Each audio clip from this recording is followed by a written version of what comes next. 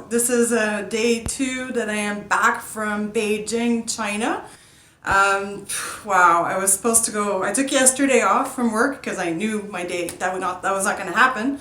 But yeah, I ended up taking today off too because wow, like that return just knocks you out. I'm not fixed up because I figured, hey, you can see what it really looks like. The return went really well. I even got an earlier connection flight back. So basically, like from the airport in Beijing to my house, it was 15 hours, which is really great. But yeah, the time change going back this way, the time flight, and 1 week of power traveling knocks the wind out of you like you would not believe. Yesterday, I barely got out of bed and I felt like somebody poured lead in my entire body. I felt so heavy. All I did was unpack and had 2 light meals. Like I was just too lazy to feed myself. Today I got out, I forced myself out of bed at noon. I fell asleep only around 5:30 in the morning because of the time change. To me, it's like the night is the day. And I just went out to get grocery shopping again, took all my energy to do it, but trying to at least move a little bit and stay out of bed until nighttime so I can like readjust and get back to a normal schedule. So, amazing trip, one of my life-changing trips, that's for sure. I'll probably do a little more intros here before I show you the videos to come. But today I'm going to do a shorter video of my going to China and my arrival in China because that was kind of hectic. Yeah, that was fun. And I'm gonna have a lot more videos I think on YouTube out of this trip than I expected. I'll probably maybe do like 1 a week. I was gonna do like 1 a day, but I think I have way more material than that. That might be worth it. We'll see. There's gonna be a couple of videos on tips on how to travel in China if you decide to go, and just to show you how to make you feel comfortable. And really, it's super safe. I never felt threatened, never felt anybody was trying to rob from me or anything. I never got screwed over. I was careful and made sure the prices were right, but I never got screwed over with the price or anything. So if you're hesitant about going to China because you feel unsafe or unsure, or don't, just do it. Go. It's going to be a life-changing experience. I met tons of people there, local Chinese, and eventually you will see in the series I hooked up with a YouTuber that's also in Beijing, and we have a couple of surprises for you that will come up in the future. So without further ado, here is my traveling to and arriving in Beijing video, and hopefully sometime next week I'll get my first day out video for you to see.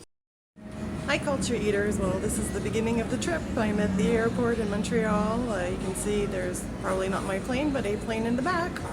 And I'm enjoying a overpriced airport breakfast.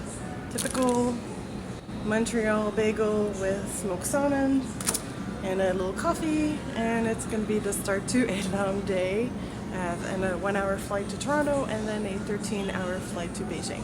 So I look forward to seeing you again, probably in Beijing, China. 再见.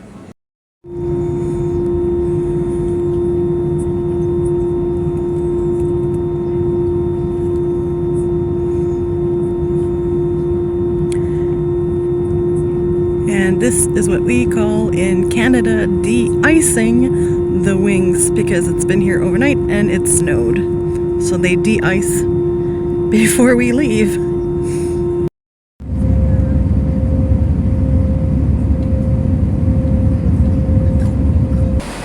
We are now boarding for a 13-hour flight, Toronto to Beijing. Seats are okay, we'll see how it goes, see you in a bit. So, déjà vu, we were supposed to leave Toronto at 2:20. It's now almost 6 p.m. We've deboarded the plane because there's ice rain, too much ice rain, just moderate ice rain, which apparently means the plane can't fly. So now we are scheduled to leave at 8 p.m. instead of 2:30 p.m. which means I think I'm going to get into Beijing at like 2 a.m. So anyways, I emailed the hostel, but it's like 6 o'clock in the morning now, so I'm not sure what's going to happen. So it's turning into quite the adventure just getting there. Yay! I'll update you later, hopefully from Beijing.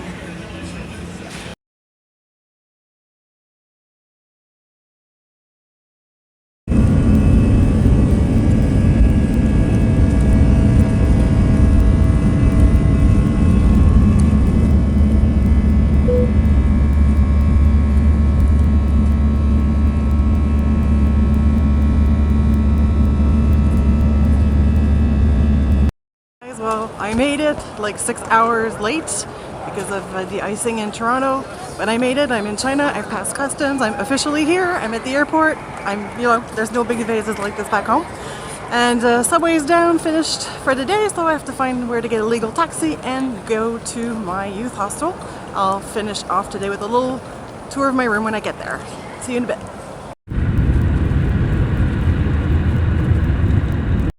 Hi, so I finally made it at 1:40 a.m. I was hoping to arrive between 7 and 8 p.m. So yeah, like 6-7 hours later. But I made it to my room. The taxi ride was really interesting. He didn't drop me off on the right street. There was a lot of miscommunication. Some stranger on the street walked me down a really narrow alley, and I was just hoping he was a nice guy showing me the right place, and he did. So this is my room. I'm staying at the 365 Youth Hostel. I have a single room with a double bed. It's very basic, but it's good. The wall needs some new paint, but yeah. I have a TV, I have my own bed, which seems a little hard, but fine, a desk, and a private shower, private bathroom. So here, yeah, the shower is like right in the bathroom, but my own bathroom, so that's good. Won't have too much damage to my schedule. I should be meeting somebody from Hello Talk tomorrow around like 10-11 a.m. and I was maybe planning on heading out around 9 a.m., 10 a.m. so I'm not, no penalty necessarily to my itinerary. But yeah, I'll be tired tomorrow. But I'm here, I'm happy. I'm going to bed. Have a great night. Bye, Jan. One more thing I wanted to mention before I go to bed, because I'm literally in bed with me with my nightgown. But yeah, I'll show you a little clip. When we did drive in with the taxi, we drove through Tiananmen Square and right by the picture of Mao Zedong. So even Mao came out to welcome me.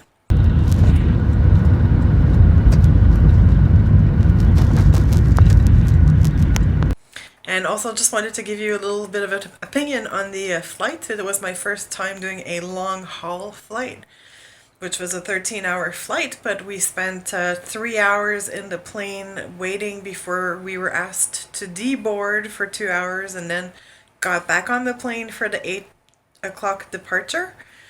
But we ended up only actually leaving at 10, so we sat like 5 hours in the plane, and then you have a 13-hour plane ride coming. It was not as bad as I expected, honestly.